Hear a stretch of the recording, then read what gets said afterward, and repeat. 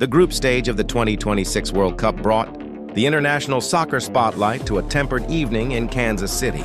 Argentina arrived as the defending champions, carrying the heavy expectation of repeating their title run. But they stepped onto the pitch with a noticeable amount of miles on older legs. The biggest question mark hovered over their 38-year-old captain, who was dealing with a recent hamstring injury that had limited his playing time to a brief 20-minute appearance against Iceland a week prior. Entering his 6th World Cup, there was also a glaring omission in his massive 20-year resume. Despite his scoring records, he had never registered a hat trick in a World Cup match. Against Algeria, he finally closed that gap, putting 3 goals past the keeper in a dominant victory.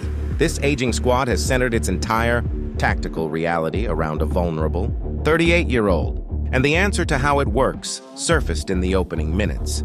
Though it didn't come from his offense, Messi was tracking back, taking on one-on-one matchups and sliding in to win the ball deep in his own half.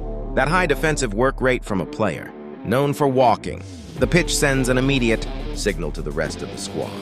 If the captain is willing to do the grueling defensive work, everyone else has to fall in line. That brings us to Argentina's midfield.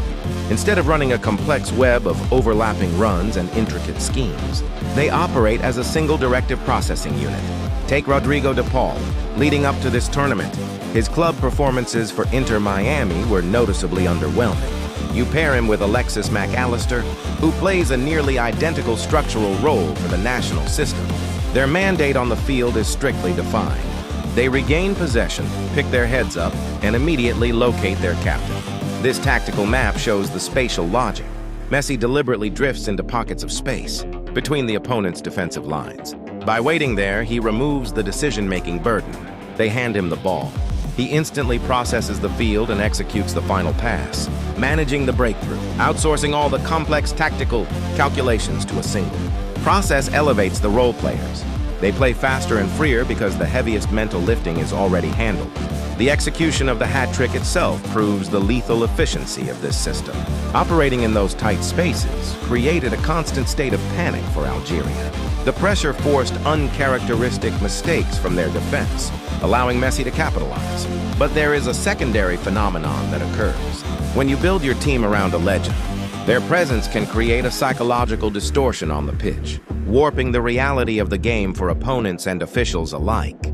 Look closely at this specific challenge. Messi rakes his studs directly down the back of an Algerian player's calf in a late, dangerous tackle.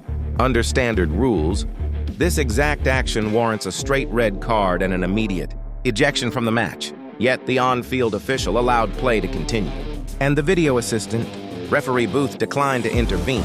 The infraction was completely ignored. It highlights an uncomfortable reality in professional sports. Referees often grant unconscious preferential treatment to the biggest star in the venue. You end up with a performance born from a combination of pure tactical brilliance and a gravitational pull so strong it literally bends the rulebook in his favor. The 3-0 victory left a trail of broken records in Kansas City. At 38 years old, he became the oldest player to record a World Cup hat trick. Those goals pushed his career tournament total to 16, tying Miroslav Klose's closest all-time scoring record. He also officially surpassed Pelé for the most overall goal contributions in the history of the World Cup. But relying entirely on one player creates a massive vulnerability. If an elite opponent successfully cuts off the supply line to him, the entire structure falters. When every midfielder is trained to immediately defer to their captain, the team effectively operates without a plan B.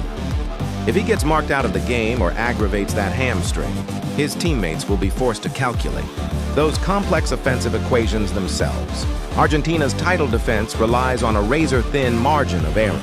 But for right now, they are coasting through the most productive, dangerous injury time of any career in sports history.